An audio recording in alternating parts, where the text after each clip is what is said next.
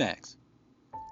African Americans make up 12% of the American population and represent 46% of the Americans that are incarcerated.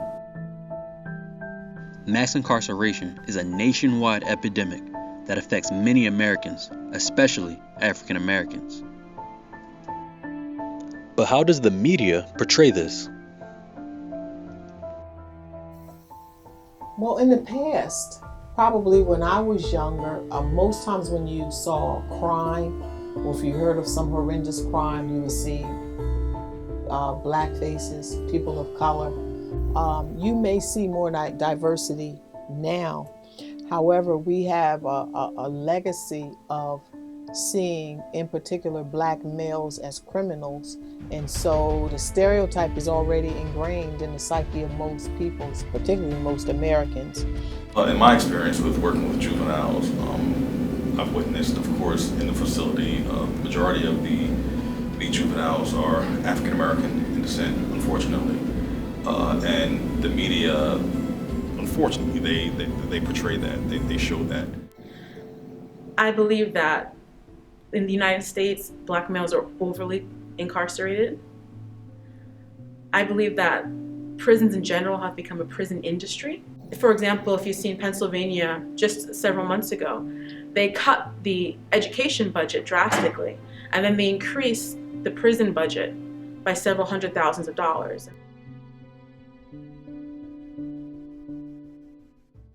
The media fails to shed light on these staggering statistics. The conundrum becomes problematic when the prison system focuses more on the business and profit than actually rehabilitating the inmates. Ladies and gentlemen, I would like to summarize for you the meeting that I have just had with bipartisan leaders. America's public enemy number one in the United States is drug abuse.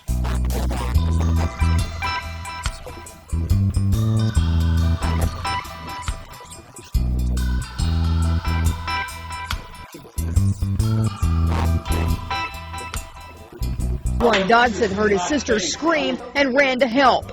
Too often, the media reports stories such as this. In Lincoln Park, he's climbing in your windows, he's snatching your people. But rarely does the media report stories like this. New York Daily News says a Long Island high school senior was accepted to 8 Ivy League colleges. Admissions experts say that feat is extremely rare.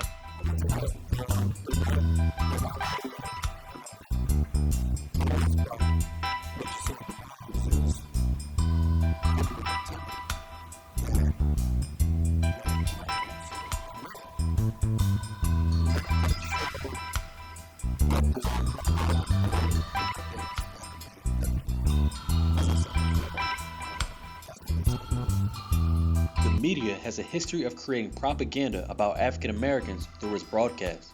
During the 2016 presidential campaign, television host Bill O'Reilly made the following comments about African Americans. Prime age, it's much higher. But how are you going to get jobs for them? Many of them are ill-educated and have tattoos on their foreheads, and you know, how are you going to, and I hate to be generalized about it, but it's true, but it's true. That's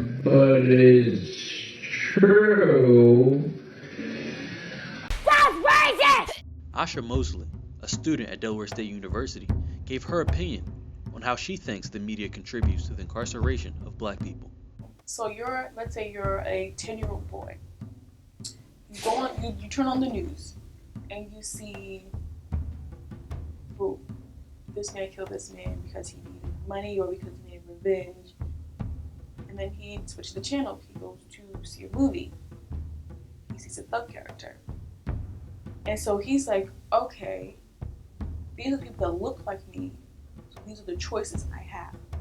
You rarely see just, black men, in their offices, Not saying there's anything wrong with being a doctor, a lawyer, what have you, but rarely do you see in the news and in media hard-working, The treatment of black people in today's society as regards mass incarceration and citizen-to-police relationships has warranted the Black Lives Matter movement.